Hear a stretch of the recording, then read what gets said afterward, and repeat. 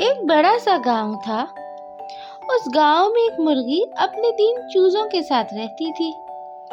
وہ تینوں چوزے ہر وقت کسی نہ کسی بات پر لڑتے رہتے، نہ سکون سے کھانا کھاتے اور نہ ہی سکون سے کھیلتے تھے۔ مرغی ہر وقت اپنے بچوں کو سمجھاتی رہتی کہ آپس میں لڑنا بہت بری بات ہے، لیکن وہ بچے بات ہی نہیں مانتے اور ہمیشہ ایک دوسرے سے لڑتے۔ آج مرغی اپنے بچوں کے لیے جب کھانا لے کے آئی تو وہ پھر سے ایک دوسرے سے لڑنے لگے۔ مرغی بیچاری ان کی لڑائی سے تنگ آ چکی تھی۔ آخر کار اس نے اپنی سہیلی بکری سے مشورہ کرنے کا فیصلہ کیا کہ ان چوزوں کو کیسے سمجھائے۔ مرغی فوراً اپنی سہیلی بکری کے پاس گئی۔ مرغی نے کہا، بکری میری پیاری سہیلی، میں بہت پریشان ہوں۔ میرے چوزے آپس میں ہر وقت لڑتے رہتے ہیں اور میں ان کی لڑائی سے تنگ آ چکی ہوں۔ میں انہیں سمجھا کے تھک چکی ہوں، لیکن وہ میری بات مانتے ہی نہیں۔ تم ہی مجھے بتاؤ کہ میں کیا کروں؟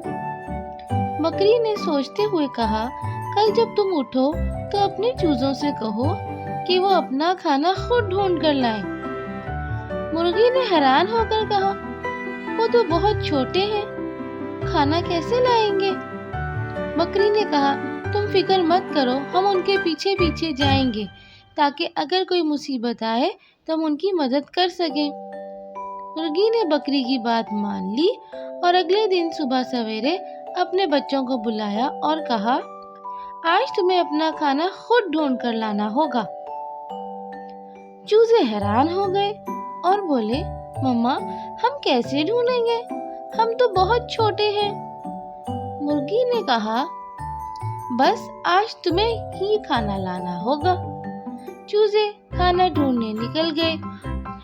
وہ تینوں الگ الگ راستے پر چل پڑے کیونکہ وہ ہمیشہ ایک دوسرے سے دور ہی رہنا چاہتے تھے۔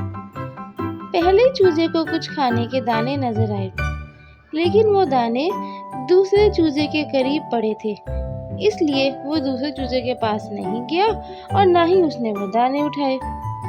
دوسرے چوزے نے بھی درخت کے نیچے کچھ کھانے کی چیزیں دیکھی، لیکن وہ درخت تیسرے چوزے کے پاس تھا، اس لیے ضد میں وہ بھی اس درخت کے پاس نہیں گیا کیونکہ اس درخت کے پاس تیسرا چوزا کھڑا تھا۔ تیسرے چوزے نے کیڑا پکڑنے کی کوشش کی، لیکن وہ کیڑا دوسرے چوزے کے پاس جا رہا تھا اور اسی وجہ سے اس نے بھی ضد میں وہ کیڑا نہیں پکڑا اور تینوں چوزے اس طرح بھوکے رہ گئے۔ یوں سارا دن گزر گیا اور تینوں چوزے بھوکے رہ گئے۔ وہ بہت تھک چکے تھے اور شام ہوتے ہی واپس گھر پہنچے۔ جب چوزے گھر پہنچے تو مرغی نے مسکراتے ہوئے کہا، کیا تمہیں اپنا کھانا ملا؟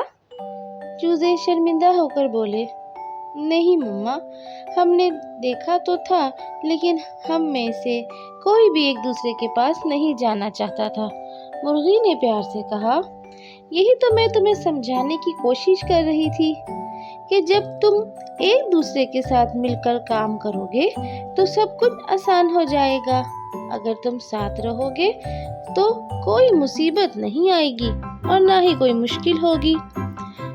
چوزوں نے شرمندگی سے کہا، ہمیں سمجھ آ گئی ہے، ہم اب کبھی ایک دوسرے سے نہیں لڑیں گے اور ہمیشہ مل جل کر رہیں گے۔